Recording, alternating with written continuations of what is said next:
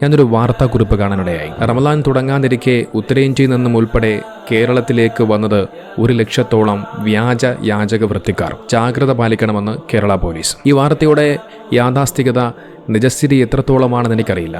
പക്ഷേ ഇതിനെ അങ്ങനെ തള്ളിക്കളയാനുമാകില്ല. ഒരു നേരത്തെ ആഹാരം കഴിക്കാൻ, വയർ നിറയ്ക്കാൻ വേണ്ടി കഷ്ടപ്പെടുന്ന ഒരുപാട് യാചകരുണ്ട്. എന്നാൽ അതേ യാചകരെ ചൂഷണം ചെയ്ത് ജീവിക്കുന്ന, ആ യാചകരുടെ വേഷം കെട്ടി പൈസ പിരിക്കാൻ വരുന്ന വ്യാജന്മാരും കൂട്ടത്തിലുണ്ടെന്നുള്ള കാര്യം മറന്നുപോകരുത്. ആ യാചകന്മാരുടെ വേഷം കെട്ടി വരുന്നവർ ഒരുപക്ഷെ അത്ര നിസ്സാരക്കാരായിരിക്കില്ല. നമുക്കറിയാം, കേരളത്തിലെ അടുത്ത കാലത്തായി നമ്മൾ നിരന്തരമായ ഒരുപാട് വാർത്തകൾ കേട്ടു. ഉത്തരേന്ത്യയിൽ നിന്നും അന്യസംസ്ഥാന തൊഴിലാളികൾ ഇത്തരത്തിൽ നമ്മുടെ നാട്ടിലേക്ക് വന്നുകൊണ്ട് വീടുകളൊക്കെ കുത്തി തുറന്ന് പൈസ എടുത്തുകൊണ്ട് പോവുകയും സ്വർണം എടുത്തുകൊണ്ട് പോവുകയും എന്തിന് ആളുകളെ വരെ കൊല്ലുന്ന വാർത്തകൾ നമ്മളെല്ലാവരും നിരന്തരമായി കേട്ടു. അതുകൊണ്ട് ഈ യാചക വേഷം കെട്ടിവരുന്നവർ അത് ഏതൊക്കെ തരത്തിലുള്ള ആളുകളാണ് എന്നുള്ളതിനെക്കുറിച്ച് നമുക്കൊരു വ്യക്തതയുമില്ല, ഒരു ധാരണയുമില്ല. അതുകൊണ്ട് തന്നെ ഈ ഒരു റമദാൻ മാസം നമ്മളിലേക്ക് കടന്നു വരുന്ന ഈ ഒരു സമയത്ത് നമ്മളെല്ലാവരും വളരെയധികം ജാഗ്രതയോടുകൂടി വേണം ഈ കാര്യങ്ങളെ നോക്കിക്കാണാൻ. വീടുകളൊക്കെ അടച്ചുപൂട്ടിക്കൊണ്ട് മറ്റൊരു സ്ഥലത്തേക്ക് മാറിപ്പോകാതിരിക്കുക. അതോടൊപ്പം കഴിവിൻ്റെ പരമാവധി ഗേറ്റുകളും മറ്റുമൊക്കെ ക്ലോസ് ചെയ്യാൻ ശ്രമിക്കുക. പ്രത്യേകിച്ച് രാത്രി സമയങ്ങളിലൊക്കെ ഇത്തരം യാചകർ ആരെങ്കിലും വരുന്നുണ്ടെങ്കിൽ നിങ്ങൾ പുറത്തേക്കൊന്നും